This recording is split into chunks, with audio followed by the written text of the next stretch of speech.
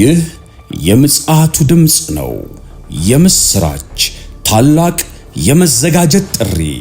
የበጉ ሰርግ ስለደረሰ ሚስቱም ራሷን ስላዘጋጀች ደስ ይበለን፣ ሐሴትም እናድርግ፣ ክብርንም ለእርሱ እናቅርብ።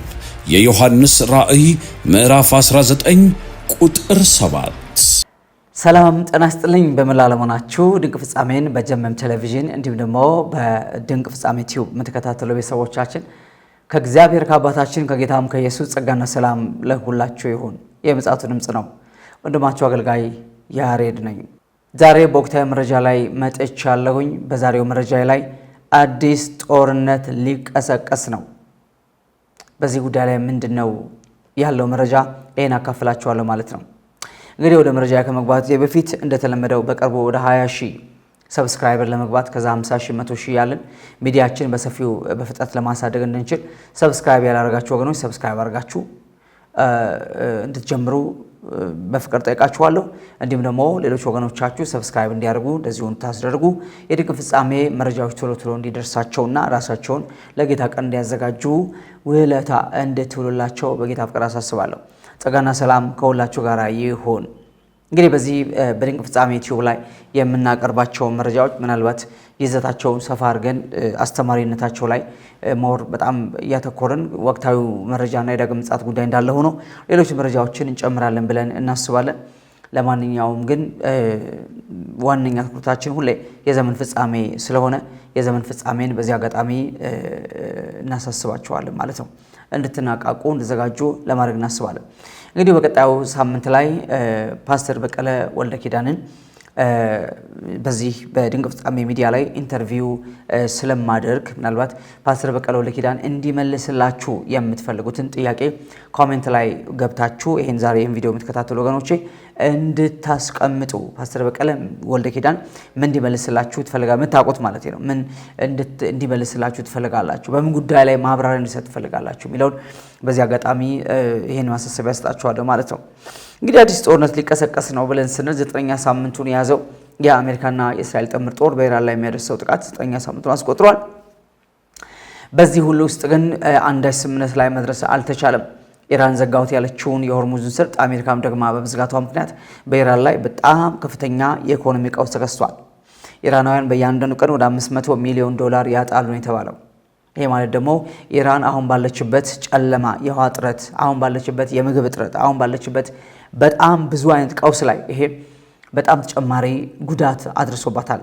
ምናልባት እንደውም ዶናልድ ትራምፕ በመጀመሪያዎቹ ሳምንታት ላይ በኢራን ላይ ከእስራኤል ጋር በመጣመር ካደረሱት ጥቃት የቦምብ እና ልዩ ጥቃቶች በላይ አሁን ይሄንን ሆርሙዝን መዝጋታቸው የበለጠ ኢራን እጅ እንድትሰጥ ያደረጋት ነው የሚባል መረጃ እየወጣ ነው ያለው። ለምን ኢራናውያን በጣም ነገሩን የማይቋቋሙበት ደረጃ ላይ ደርሰዋል። ለምን ማንኛውም መርከብ አይወጣም አይገባም ብላ አሜሪካ በጣም ጥበቃውን እያጠናከረች በከፍተኛ ደረጃ ገዳውን እያጠናከረች ስለመጣች ከዚህ የተነሳ ኢራን በጣም ከፍተኛ ቀውስ ላይ ገብታለች ማለት ነው። እንግዲህ ዓላማው በአንድም በሌላም መንገድ በጦርነት ቢሆን በዚህ አይነት መንገድ ኢራንን ወደ ጠረጴዛ ዙሪያ ወይም ወደ ድርድር ማምጣትና ከሁሉ በላይ ደግሞ ዋነኛ የሆነውን የዚህ ጦርነት መቀስቀስ ምክንያት የሆነውን ኢራን የኒውክሌር ባለቤት መሆን የለባትም የሚለውን ሐሳብ ላይ መስማማት መድረስ ነው። ያም ብቻ አይደለም። አሜሪካ በአሁኑ ሰዓት የምትፈልገው ወደ 460 ኪሎ ግራም ኢራን ያመረተችው ለኒውክሌር መሳሪያ ማምረቻ የሚሆን የዩራኒየም ንጥረ ነገር አለ በከፍተኛ ደረጃ የተመረተ፣ እሱን ለአሜሪካ እንድትሰጣት ሁሉ አሜሪካ ዚስ ዴይስ ትፈልጋለች።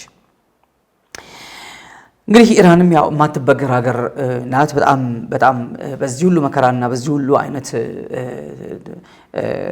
ጫና ውስጥ ያለፉ እንኳን ራሱ አሁንም አልሸነፍ ባይነታቸው ዓለምን እያስገረመ ነው ያለው። ዞሮ ዞሮ ግን ኢራን አሁንም ከሁለት ሽምግልና ከሁለት ድርድር የጠረጴዛ ዙሪያ ድርድር እና አለመግባባቶች በኋላ እንደገና በአዲስ መልኩ ኢራን አዲስ ያቀረበችው ፕሮፖዛል አለ። አዲስ ያቀረበችው ሐሳብ ምንድነው?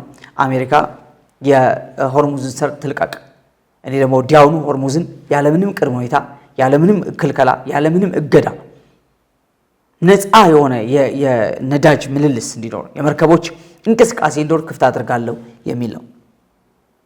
እንግዲህ ኢራን ይህን አዲሱ ነገር ስታቀርብ የኒውክሌርን ጉዳይ ኦልሬዲ መነሳት የለበትም ብላ ደምደማለች ማለት ነው። ወይም ማንሳት አልፈለገችም፣ ወይም ለድርድር አላቀርበውም እያለች ነው ያለችው ማለት ነው። ስለዚህ ለድርድር የማታቀርበው የኒውክሌር ጉዳይ ከሆነ ሆርሙዝ ከሆነ ምናልባት ዓለም ላይ የተፈጠረው የኃይል እጥረት የፈጠረውን ጫና ዶናልድ ትራምፕ እንደውም አጠናከሩት። አንዳንድ አገሮች የምትፈቅድላቸው አገሮች እየገቡ የጫኑ የሚወጡት ሁሉ አግደውታል።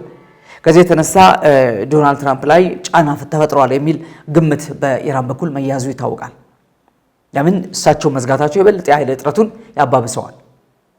ስለዚህ የኒውክሌር ጉዳይ ተውትና አሁን የሚያስፈልገው ነገር ምንድነው? በቀጥታ ሆርሙዝን እናንተ ልቀቁ፣ እኛ ደግሞ ሆርሙዝን ያለምንም ቅድመ ሁኔታ ሙሉ በሙሉ ነፃና ክፍት እናደርገዋለን የሚል አዲስ ሐሳብ ኢራን አቅርባለች። አሜሪካ ደግሞ በፍጹም የሆርሙዝ ጉዳይ ሁለተኛ ጉዳያችን ነው፣ እዚህ ሆርሙዝን ለቀን ምንደራደረው ድርድር የለም፣ ሆርሙዝን ከለቀቅን በኋላ አንደራደርም፣ ኢራን ከተመቻ ትቀጥልበት እስካልተወሰነ እስካልተገደበ ጊዜ ድረስ የትኛውም መርከብ ወደ ኢራን መግባትና መውጣት አይችልም፣ እንዘጋለን፣ እንቀጥላለን። ከዚህ ኢራን በአንድም በሌላ መንገድ ተገዳ በጦርነት ካልተገደደች በዚህ በኢኮኖሚ ጫና ተገዳ ወደ ጠረጴዛ ዙሪያ ትመጣና የኒውክሌርን ጉዳይ ለ5 ዓመት ሳይሆን አሜሪካ በቀደችው መሰረት ለ20 ዓመት ያህል መዝጋት አለባት የሚል አቋም ስለተያዘ አሜሪካ አንለቅም፣ መጀመሪያ ሆርሙዝ እንደተዘጋ ወደ ጠረጴዛ ዙሪያ ነይ፣ የኒውክሌርን ጉዳይ 4 ነጥብ አድርገን ዘግተን በሆርሙዝ ጉዳይ እንደራደራለን የሚል አለመግባባት በመሃል ላይ ተፈጥሯል። ስለዚህ ኢራናውያን በቀጥታ በአሁኑ ሰዓት እንግዲህ ሙሉ በሙሉ በሚባል ደረጃ ምናልባት ሞጅታባ ካሚኒ ራሳቸው በአይአርጂሲ ወይም ደግሞ በወታደራዊ ኃይል ቁጥጥር ውስጥ እንደሆኑ ወይም ታግተው ጭምር እንዳሉ ይወራል። ሰውየው ምንም አይነት የማዘዝ ወይም እዛ ሀገር ላይ ያለው ነገር የመቆጣጠር ምንም አይነት መብት እንደሌላቸው ይወራል። በሌላ ቋንቋ በሰውየው ስም የሚወጡ አዳዲስ የሆኑ መልእክቶች፣ ልውጦች ወይም ደግሞ መመሪያዎች፣ ውሳኔዎች እነዚህ ነገሮች በሙሉ በሰውየው ስም ነው እንጂ የሚወጡት ሰውየው ቶታሊ በቁጥጥር ስር ውለዋል ይባላል። ከዚህ አንጻር አይአርጂሲ ወይም ደግሞ ወታደራዊ ኃይል ኢራንን በከፍተኛ ደረጃ እያንቀሳቀሰን ያለው ያው ውስጥ ለውስጥ ከፖለቲካ አመራሩ ጋር ፈጽሞ አለመግባባት አለ። እንደውም አንዳንድ የፖለቲካ አመራሮቹ ለአገሪቷን ለቀው ወደ መውጣት ሁሉ እየደረሱ ናቸው። ለምን ኢራን ከዚህ በላይ ጫና ያስፈልጋትም፣ ህዝቡ ከዚህ በላይ መከራ መቀበል የለበትም፣ መሰቃየት የለበትም፣ መራብ መጠማት የለበትም። ስለዚህ አሁን ልብና ጠንክሮ የኢራንን ህዝብ መከራ ማብዛት አስፈላጊ አይደለም የሚል የፖለቲካ መሪዎቹ አመለካከት አለ። በዚህ በኩል ደግሞ ወታደራዊ ክንፍ አለ። እሱ ደግሞ በፍጹም አልበገርም አልሸነፍም ባይ ነው። በዛው ወታደራዊ አስተሳሰብና አቋም የጸና ነው። ስለዚህ ለአሜሪካ አልንበረከክም አልሸነፍም፣ ለአውሮፓ አልንበረከክም አልሸነፍም ብሎ በዛ አቋሙ እንደጸና ነው ያለውና በመሃል ያለው ፍጭት ህዝቡን መሃል ላይ በጣም አጣብቂኝ ውስጥ ከቶ ያሰቃየው ነው ያለው ማለት ነውና ኢራን በዚህ ሁሉ ትርምስና ሁከት ውስጥ የምትገኝ ሀገር ናት በአሁን ሰዓት። ዞሮ እንግዲህ ኢራን የኒውክሌር ጉዳይ ወደ ጎን አድርጋ ሆርሙዝ ላይ ድርድሩ ወደ ሆርሙዝ አዞረችው ማለት ነውና ሆርሙዝ ላይ ለመደራደር ምንም አያስፈልገንም፣ ልቀቁ እናንተ፣ እኛ ወዲያው እንከፍተዋለን። አዲስ ያቀረባቸው ሐሳብ ይሄ ነው። ስለዚህ አሜሪካ ከዛ ቦታ ላይ መሄዷና የማይቋርጥ ዶላር ፍሰት እንደገና ማግኘትና ኃይሏን ማደስ ነው የፈለገችው። ስለዚህ በዛ በኩል የሚመጡ ገንዘቦች ብቻ ሳይሆን መሳሪያዎች፣ የተለያዩ ጭነቶች ወደ ኢራን የሚገቡ የኢራን ኃይል የሚያድሱ ትልልቅ የጦር መሳሪያዎችና ምናልባት ጸረ ሚሳኤሎችና ሌሎች ነገሮች በሙሉ እነዚህ ነገሮች ቀርተውባታል እና ኢራን በጭንቅ ውስጥ ነው ያለችው፣ በጣም በታላቅ ጭንቅ ውስጥ። ያም ሆኖ ግን ስቲል አሜሪካ ትልቀቅ ሆርሙዝን እንከፍታለን ወደሚል በጣም ሲምፕል ወደሆነ ድርድር ነገሩን አምጥተውታል ማለት ነውና አሜሪካውን ደግሞ ኢራናውያን እየተሰማቸው ያለውን ህመም ስለተገነዘቡ ስለተረዱ ግድ የለም እንደውም 1 ሳምንት 2 ሳምንት የሚል ጊዜ ገደባ አያስፈልግም። ኢራን ጠረጴዛ ዙሪያ እስክትመጣ ድረስ ዘግተን ሆርሙዝን እንጠብቃታለን፣ በምን እንደምንተነፍስ እናውቃለን በሚል በትክክል መተንፈሻዋን ይዘነዋል በሚል ጸንተው ነው ያሉት። ግን ይሄ ብቻ አይደለም፣ ወደ ሁሉን አቀፍ ጦርነት አሜሪካ ትገባ እየዘጋጀች እንዳለችም ይወራል። ስለዚህ ጦርነቱ ምናልባት እንዳዲስ ሙሉ በሙሉ የኢራንን መሰረተ ልማቶች ከዚህ በፊት ዶናልድ ትራምፕ ዝተው እንዳቆሙት እንደተወሳው ኢራን ላይ አሉ የሚባሉ የትኛውንም የህዝብ መገልገያ የመንግስት መገልገያ መሰረተ ልማቶችን በሙሉ እንዳልነበረ የማድረግ ዘመቻ እና ወደ እግረኛም ጦርነት ሁሉን አቀፍ ማለት ይሄ ነው። ሁሉን አቀፍ ጦርነት ማለት ይሄ ነውና ወደ እግረኛ ጦርነት ጭምር ለመሄድ ሴንትኮም የሚባለው ሴንትራል ኮማንድ የአሜሪካ ማለት ነው። እሱ ይሄንን አዲስ የውጊያ እቅድ በዶናልድ ትራምፕ ጠረጴዛ ላይ ቁጭ አድርጎ የሚጠብቀው መመሪያ ፈቃድ ወይም ፊርማ ብቻ ነው ማለት ነው። እዚህ አሜሪካ በኢራን ላይ ሁሉን አቀፍ ጦርነት ማለትም በላይ በሰማይ በታች ደግሞ በእግረኛ ለመግባትና ኢራንን ምናልባት ሙሉ በሙሉ ተቆጣጥሮ ኢራን ላይ የሚፈለገውን አይነት መንግስትም የማምጣት እንደዚህ ያለ ሐሳባቸው ከመጀመሪያ የተነሱበትን ሐሳብ ለመፈጸም የሚያስችል እንደዚህ አይነት አቋም ላይ አሜሪካ መድረሷ እየተነገረ ነው ያለው። ምናልባት ወደዛ አይነት ጦርነት የሚገባ ከሆነ ትንሽ አደጋው በጣም ይከፋል። ለምን ሙሉ በሙሉ ትራንስፖርት ማለትም በዛ በሆርሙዝ ላይ ያለው እንቅስቃሴ ቻይናን ጨምሮ ይቆማል።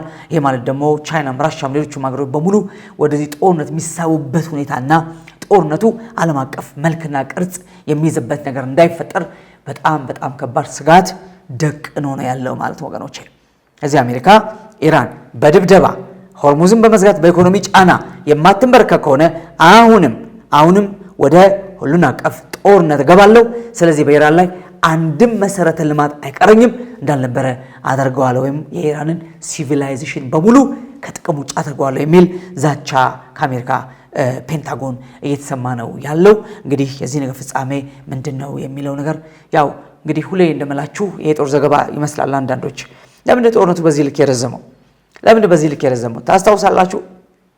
የዳንኤልን ጽናት ለ21 ቀን ያህል የፋርስ መንግስት አለቃ በአየር ላይ ከገብርኤል ጋር ሲዋጋ ዳንኤል በምድር ላይ ጾሙና ጸሎቱን አላቋረጠም ነበረ። የዳንኤል ጽናት መልአኩን አግዞታል ብዬ አስባለሁ። ሚካኤል እንዲመጣ ያደረገው የዳንኤል ጾምና ጸሎቱን አለማቋረጥ ነው ብዬ አስባለሁ። የኔ ሐሳብ ነው፣ አልተጻፈም። የኔን ሐሳብ ዳንኤል በሁለት ቀን በሶስት ቀን በአንድ ቀን ጾምና ጸሎት መልስ የሚቀበል ሰው ነው። መልስ የሚያገኝ ከሰማይ አምላክ መልስ የሚቀበል ሰው ነው። አያችሁ። ነገር ግን 21 ቀን ያህል ሲረዝምበት ይሄ ሚስጥር ለዳንኤል ይገለጥለት አይገለጥለት ባይጻፍም መንፈሳዊ ዓለም ላይ የነበረው ውጊያ ግን ለዳንኤል የገባው አንደርስታንድ ያደረገ ይመስለኛል። ያለ ነገር መልአኩ አልዘገየም፣ መልስ አልዘገየም። ስለዚህ ቀጥላለሁ ብሎ ለ21 ቀን ጾም ጸሎቱን አስቀጠለ። የዳንኤል ጾም ጸሎት ሲሪየስ ነው። በዛ ሁኔታ ላይ ያለ ነው እንግዲህ ሚካኤል ገብርኤልን ሊረዳ ሲመጣ ጦርነቱን ሚካኤል ሲቆጣጠር ገብርኤል ወደ ምድር ወርዶ ለዳንኤል ያዘውን ራእይ ሰጥቶት የሄደው ወደዛው ጦርነት መለሳለሁ ነው ያለውና የፋርስ መንግስት አለቃ ቶሎ የሚለቅ አይደለም። ቶሎ የሚለቅ ከመላእክት ጋር የሚዋጋ ነው። ያ አለቃ አሁንም ፋርስን የሚገዛው ነው። ፋርስን የሚቆጣጠረው መንፈስ ማለት ነው። አንዳንዶች ምናልባት ኢየሱስ ክርስቶስ ከተሰቀለ በኋላ እንደዚህ አለቆች ስልጣን የላቸውም ብላ እንደዚህ አይደለም። ኤፌሶን 6:12 ላይ ተመልከቱ። መጋደላችን ከደምና ከስጋ ጋር አይደለም ይላል። ከአለቆች የፋርስ አለቃ፣ የአውሮፓ አለቃ፣ የአሜሪካ አለቃ፣ የአፍሪካ አለቃ፣ በየሀገራቱ የዓለማቱ አለቆች አሉ። አለቃ፣ ስልጣናት፣ ፕሪንሲፓሊቲስ፣ ከዛ በኋላ ሩለርስ፣ ገዢዎች፣ የዚህ ዓለም የጨለማው ዓለም ገዢዎች አለ። ከነዚህ ይሄ ተዋረድ ነው፣ ደረጃ ነው ወገኖች። አለቆች፣ ስልጣናት፣ ገዢዎች። ከዛ በኋላ በመንፈሳዊ ስፍራ ካለ ከክፋት መንፈሳዊያን ሰራዊት ጋር ብሎ ሰራዊት ይላል። አለቃ፣ ስልጣናት፣ ከዛ በኋላ ገዢዎች፣ ከዛ በኋላ ሰራዊቶች ብሎ መጋደላችን ከነዚህ ጋር ነው። አዲስ ኪዳን ላይ ጦርነት አልተቋረጠም። በክርስቶስ ደም ድል ተነስተዋል። ነገር ግን አሁንም ቴሪቶሪያቸው እንደያዙ ናቸው። ያን ግን የማስለቀቅ ምን አለን? ኃይል አለን። ዳንኤል መልአኩን ማስለቀቅ አልቻለም። ሚካኤል ነው የመጣው። ሚካኤል ነው መጥቶ ውጊያውን የተቀላቀለው። ያ ጦርነት እንዴት እንዳለቀ አልጻፍልንም። እንዴት ነው ያለቀው ጦርነቱ? ከስንት ቀን በኋላ ተጠናቀቀ። ሚካኤልና ገብርኤል ከፋርስ መንግስት አለቃ ጋር ሲዋጉ የነበረው ጦርነት ስንት ቀን ዘለቀ? በስንት ቀን ነው? ዓመት ነው? 2 ዓመት ነው? እስካሁን ቀጥሏል? ወዲያውን የቆመው? we have no idea። አልተጻፈማ። ገብርኤል ራሱ ተመልሼ ወደ ጦርነቱ ነው ሄደው ነው ያለው። አያችሁ፣ የፋርስ መንግስት አለቃ ሲባል ቀላል እንዳይመስላችሁ። አሁንም ከአለቆች ጋር ነው የምንጋደለው፣ ግን በክርስቶስ ኢየሱስ ደም ኃይል ነው የምንዋጋው።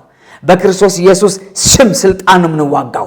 ልዩነት የሚያመጣው ይሄ ነው እንጂ ልዩነት የሚያመጣው አሁንም አለቆቹ አሉ፣ ስልጣናቱ አሉ፣ ገዢዎቹና ሰራዊቶቹ በዚህ በጨለማው ዘመን ላይ አሁንም ይገዛሉ። ይገዛሉ። ዓለም ላይ ክርስትና እንዴት ባለ ተግዳሮት ውስጥ ያልፋል። መጽሐፍ ቅዱስ እንዴት ባለ ተግዳሮት ውስጥ ነው፣ በእሳት ውስጥ ነው እያለፈ ያለው ከመቼውም ዘመን በላይ። ይህን የሚያስገድልበት የሚያሰቅልበት ዓለም ዛሬም ብዙ ነው። ይህን ማን የሚያደርግ ይመስላችኋል? አለቃው መንፈስ ነው የሚያደርገው ይህንን። ክርስቲያኖች ምናልባት ይሄ ውጊያ እንደሌለባችሁ የምታስቡ ከሆነ እኔ በክርስቶስ ነፃ አውጥቻለሁ ምናምን የምትሉ ከሆነ አደጋ ውስጥ ነው ያላችሁት። ልብ በለው። ጳውሎስ ነው ያለው፣ እኔ አይደለሁም። ጳውሎስ መጋደላችን ከሰው ጋር አይደለም አለ፣ ከአለቆችና ከስልጣናት ጋር፣ ከዚህ ከጨለማ ዓለም ገዢዎች ጋር፣ በመንፈሳዊ ስፍራ ላይ ካለ ከክፋት መንፈሳዊ ሰራዊት ጋር ነው ያለው። ፖል ነው፣ ጳውሎስ ነው። ኢትናት ሚ ጳውሎስ ነው ያለው። አሁንም ትጋደላለህ፣ ከተማ ታስለቃለህ፣ ቴሪቶሪ ታስለቃለህ፣ አገር ታስለቃለህ፣ ትውልድ ታስለቃለህ፣ ራእይን ታስለቃለህ። እንደ ዳንኤል ማለት ነው። ራእይን የመጣለት ሚካኤል ባይመጣ ኖሮ ገብርኤል ወደ ዳንኤል አይመጣም ነበር። እንዴት አድርጎ ይመጣል? 21 ቀን ሙሉ የተዋጋ እኮ ነው ያለው። አልቻላቸውም፣ ማሸነፍ አልቻለም። ሚካኤል መጣ ሊረዳው። ከዋነኞቹ አለቆች አንዱ ሚካኤል ሊረዳኝ መጣ አለ። ሚካኤል ገብርኤል ሊረዳ መጣ፣ አልቻለም። ገብርኤል ለብቻው እንደገና ደግሞ መልእክቱን አድርሶ ወደ ጦርነቱ ነው ገባለሁ ያለው። ይህን ያህል ነገሩ ሲሪየስ ነው። የፋርስ መንግስት አለቃ፣ ፋርስ ያው ነው ኢራን ናት እኮ ወገኖቼ፣ ቀልድ እንዳይመስላችሁ። ያ መንፈስ ዘመኔ ደርሷል፣ ጊዜ ደርሷል ብሎ እየተዋጋ ነው ያለው። ይሄ የጎግ ማጎግ ጦርነት ጅማሬ ነው። የጎግ ማጎግ ጦርነት ሰዓት ኦክቶበር 7 2023 በፈረንጆቹ ተለኩሷል። ሐማስ ነው የለኮሰው። እስካሁን ድረስ እየነደደ ነው ያለው። ዋናዋ ክብሪቱን አቀባይዋ ማናት? ለኳሹ ነው ሐማስ። ክብሪቱ ነው ሰርታ የሰጠችው። ክብሪት መሰላችሁ? ክብሪት አይደለም፣ ሚሳኤል ማለት ነው። ሮኬት ድሮም ማለት ነው። ማናት? ኢራን ናት። አሁን ባለቤቱ ጋር ነው፣ እሳቱ ያለበት ቦታ ላይ ነው ጦርነቱ ያለው። ዋናው መንፈሱ ያለበት፣ ዋናው አለቃ ያለበት ቦታ ላይ ያለው። ከዚህ ነገሩ የዘመን ፍጻሜ አንዱ ጥሩ ማሳያ ሊሆን የሚችል ነገር ነው። በጣም በዓለማችን ላይ ከዚህ በኋላ ሁለት በጣም አደገኛ ጦርነቶች አሉ። አንደኛው አሁን የተጀመረው የጎግ ማጎግ ሰልፍ ነው። ሁለተኛው ደግሞ በኋላ መጨረሻ ላይ የሚሆነው የአርማጌዶን ጦርነት ነው። እነዚህ ጦርነቶች አይቀሩም፣ በመጽሐፍ ተጽፏል። ከ2000 ምናምን ዓመት በፊት ይፈጸማሉ በጊዜያቸው ማለት ወገኖች። እዚህ አሜሪካ በዚህ መንገድ እንግዲህ ወደ ከባድ ጦርነት ገባለሁ እያለች ነው ያለችው። ኢራን ምናልባት አሜሪካ በእግረኛ ጦር መግባቷን እየናፈቀች ነው እየጠበቀች ያለች ይመስላል ሳስበው ነው። ለምን? በብዙ ሚሊዮን የሚቆጠር እግረኛ ጦር ስላላት ማለት ነው። አሜሪካ እግረኛ ስታሰልፍ እግረኛ ብቻ ለምታሰልፈው በጣም ብዙ አይነት ሌላ ቴክኖሎጂዎችን አብራ ነው የምትልከው። በጣም ብዙ የረቀቁ ቴክኖሎጂዎችን አብራ እንጂ ክላሽ የሚተኩስ ምናምን ብቻ አይደለም የምትልከው። ይሄ በጣም የሚያስፈራ ነገር ወገኖች። ይሄ ማለት ደግሞ ሌሎች ሀያላን ነገራት እንዲገቡ ሊያደርግ ይችላል። ያን ነገሩ የሚያጦዘው ማለት ነው። ቅዱሳን እያስተዋላችሁ ዘመን እየመረመራችሁ አንዳንዶች ምናልባት ስለ ጦር ዘገባ እየመሰላችሁ ደስ አይላችሁ። ምንም ማድረግ አንችልም። መጽሐፉ ስለ ጎግ ማጎግ ያወራል። እኔ ምልህ ጎግ ማጎግ ጀምሯለሁ ምል ያለሁት መጽሐፉንም እንድታስተውል ምነግርህ ሕዝቅኤል 38 39 እየጀመረ ነው። በደም መደላደል እየተሰራለት ነው። ፕላትፎርሙ አልቋል ነው ምልህ። ኢራን በዚህ በኩል ራሻ በዛ በኩል በቃ የአረቡ ሀገራት በዚህ በኩል ተሰርተው አልቀዋል ነው ምል ያለሁት። ታጥቀዋል፣ እስከ አፍንጫቸው ታጥቀዋል ነው ምልህ። ይሄ ነው እንግዲህ የመጀመሪያው ነገር ነው። ሌላው ሂዝቦላ በከፍተኛ ደረጃ ዶናልድ ትራምፕ ለ10 ቀን እንትን ያሉት ያስማሟቸውን ከሊባኖስ ጋር ያስማሟቸውን የተኩስ አቁም ስምምነት ብዙ ጊዜ ነው የጣሰው። ወደ እስራኤል ይተኩሳል እና ያው እንግዲህ እነዚህ ታጣቂ ኃይላት በሙሉ ኢራን አትነካብን ባይ ናቸው። ኢራን በተነካች ቁጥር አፍንጫ ሲመታ አይን ያለቅሳል እንደሚባለው ሁሉ ኢራን ስትነካ እነሱ መተኮስ ይጀምራሉ። ለምን? አስታጣቂያቸው እንጀራ አባታቸውና እናታቸው ኢራን ስለሆነች ማለት ነው። ከዚህ አንጻር እነዚህ በእርግጥ ስምምነቱ አሜሪካ ያስማማቸው የሊባኖስ መንግስትና የእስራኤል መንግስት ነው እንጂ ሂዝቦላን አይደለም። ከአሸባሪ ጋር አትደራደርም። እሷ ከአሸባሪ ጋር ሳይሆን በቀጥታ ድርድሯ ከማን ጋር ነው? ከአሜሪካ መንግስትና ከሊባኖስ መንግስት ጋር ነው። ዓላማው ለማስፈታት ትጥቅ ለማስፈታት ነው። ማንን? ሂዝቦላ። ተችሏል? አልተቻለም? ይቻላል? እንደኔ አይቻልም። አሁን ያቱም ሂዝቦላ ሙሉ በሙሉ ሊባኖስን ለመጠቅለል ሁሉ ሀሳብ ያለው ታጣቂ ቡድን ነው። ሐማስ ትጥቅ ፈቷል? አልፈታም። ሁቲ ፈቷል? አልፈታም። በሶሪያ ያሉ ታጣቂዎች ፈተዋል? አልፈቱም። በየመን ያለው በኢራቅ ያለው ታጣቂ ፈቷል? አልፈቱም። ስለዚህ ትጥቅ ማስፈታት ሁሉ ጊዜም ቢሆን ከባድ ነገር ነው በጣም አብሶ እንደዚህ ምናልባት ኢራን ብትወድቅ ብትሸነፍና እጅ ብትሰጥ ያው ቀኑ አድርሶ እንደገና አንዳንድ እስክትነሳ ድረስ ምናልባት እነዚህ ትጥቅ ሊፈቱ ይችላሉ። ለምን? ኢራን ላይ መንግስት ለውጥ ቢሆንና እነዚህ ሀገራት በጀት የሚመድብላቸው ስልጣና የሚሰጣቸው ከሁሉ በላይ የጦር መሳሪያ የሚያቀብላቸው መንግስት ቢቆም እነዚህ ታጣቂዎች ትጥቅ ሊፈቱ ይችሉ ይሆናል። ለምን? እጃቸው ላይ ያለው ትጥቅ ያልቃል፣ ስንቁም ያልቃል። ዳስ ዋይ እጅ ወደ መስጠት ሊመጡ ይችላሉ። አለዚያ ግን የሊባኖስ ነዋሪ የሊባኖስ በብዙ መከራና ስቃይ ውስጥ ነው የሚያልፉት። ለምን ሂዝቦላ ከሐማስም በብዙ ጥፍ ይልቅ በጣም የታጠቀ ትልቅ ኃይል ነው። ከሊባኖስ መንግስትም በላይ የታጠቀ ኃይል ነው። በዚህ መንገድ በከፍተኛ ደረጃ እስራኤል ላይ አሁንም በደቡብ ሊባኖስ በኩል በሰሜን እስራኤል በኩል እየተኮሰ ገሊላ አካባቢ የሚኖሩ ብዙ እስራኤላውያን ስደተኛ ሆነዋል፣ ተሰደዋል ማለት ነው። የእስራኤልም ጦር ወደዛ ገብቶ የተለያዩ ተናሎችን እያፈነዳ ነው ያለው። የተለያዩ ለብዙ ዓመታት ልክ ኢራን ላይ እንደተገነባ ሁሉ ሐማስም ጋዛ ላይ እንደገነባ ሁሉ ሂዝቦላም ሊባኖስ ላይ በጣም ብዙ ታነሎችን ገምቷል። የውስጥ ርቱ ዋሻዎችን ገምቷል። እነዛን እያገኙ የመሳሪያ ማከማቻዎች፣ ማምረቻዎች ምናምን ናቸው። መሬት ለመሬት የሚሄዱ ከተማ ነው ከላይ ያለው ከስር እነዚህን እያፈነዱ እየሄዱ ነው። አንዳንዶችንም ለዓለም ኤክስፖዝ እያደረጉ እያሳዩ ነው ያሉት ማለት ነውና እነሱ ላይ ተኩሳል፣ እነሱ ታች ነው ያሉት፣ መሬት ስር ነው ያሉት፣ አንደርግራውንድ ነው ያሉት። በዛ ምክንያት ተኩስ ያልቅ ይወጣሉ፣ እንደገና ይወጡና ተኩሰው ተመልሰው ይገባሉ።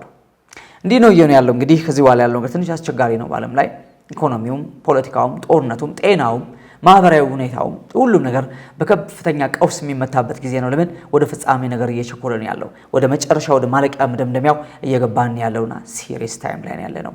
መቀለድ አይቻልም። አሁን እዚህ ጌታ ኢየሱስ ክርስቶስን ያልተቀበላችሁ ወገኖች ጌታ ኢየሱስ ክርስቶስ ብቸኛ መዳኛ ነው።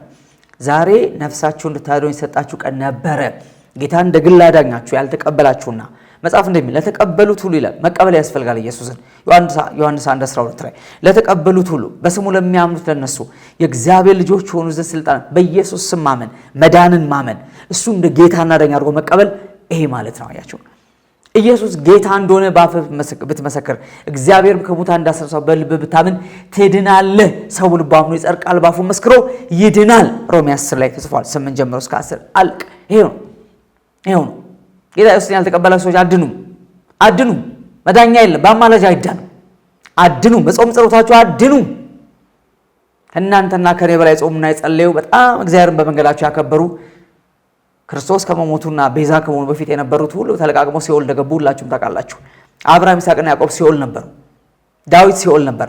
ሁሉም ወደ ሲኦል ነው የወረዱት።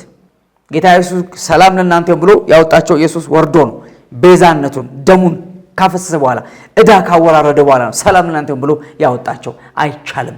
ያለ ኢየሱስ ደም መዳን የለም። በስራ ድን አትችልም። ለዚህ ነው ሞታለህ። ስለዚህ ባካችሁ አትቀልዱ። ጌታ ኢየሱስ ያድናል። ብቸኛ መዳኛ ነው። እሱ ብቸኛ ጌታ ነው። ጌታ አድርጋችሁ ተቀበሉ ሲባል ቀል ይመስላችሁ፣ ሃይማኖት ይመስላችሁ ወገኖች፣ ነፍሳችሁ ላይ እየፈረዳችሁ ነው ያላችሁት። ጴንጤ መሆን አያድንም፣ ኦርቶዶክስ መሆን አያድንም፣ ካቶሊክ መሆን አያድንም። የትኛውም የሚያድን ሃይማኖት የለም። መጽሐፍ ቅዱስ ስለ ሃይማኖት አልተናገረም። በክርስቶስ ኢየሱስ ስላለች አንዲት እምነት ግን ተናግሯል። አለቀ። እዚህ እሱም በማመን መዳን እንዲሆንላችሁ እንጋብዛችኋለን። ሌሎቻችሁ ወንጌል ይዛችሁ እንድትወጡ የእግዚአብሔርን ቀን እንድታውጁ በጌታ ፍቅር እናሳስባለን። እንግዲህ እግዚአብሔር እንድረዳችሁ መጠን በዚህ አገልግሎት ተባርከናል። ከሁሉ በላይ ጌታን አግኝተናል የምትሉ ካላችሁ የመዳን ትምህርት መውሰድ ስላለባችሁ መታችሁ የደህንነት ትምህርት እንድትማሩ ስልክ አለ፣ እዛ ላይ ደውላችሁ ኮንታክት እንድታደርጉን በጌታ ፍቅር አሳስባችኋለሁ ማለት ነው። በድጋሚ ላሳስባችሁ እንግዲህ እዚህ ቻናል አዲስ ከሆናችሁ ሰብስክራይብ፣ ላይክ፣ ሼር ማድረግና ኮሜንት ላይ ገብታችሁ ማራናታ ማለት እንዳትረሱ። በሚቀጥለው ሳምንት ፓስተር በቀለ ወልደ ኪዳንን ኢንተርቪው ስለማደርግ እባካችሁ ፓስተር በቀለ ወልደ ኪዳን እንዲመልስላችሁ የምትፈልጉትን ጥያቄ ኮሜንት ላይ ጻፉልኝ። ወዳችኋለሁ። ጌታ ኢየሱስ በቅርቡ ይመጣል። ማራናታ። አገልግሎቱን ለመደገፍ ለምትሹ በኢትዮጵያ ንግድ ባንክ መሳያ ፎር ኦል ኢንተርናሽናል ሚኒስትሪ የባንክ አካውንት ቁጥር 1046 31 29 65 8 ኢየሱስ እንደተናገረው በቶሎ ይመጣል። መሳያ ፎር ኦል ኢንተርናሽናል ሚኒስትሪ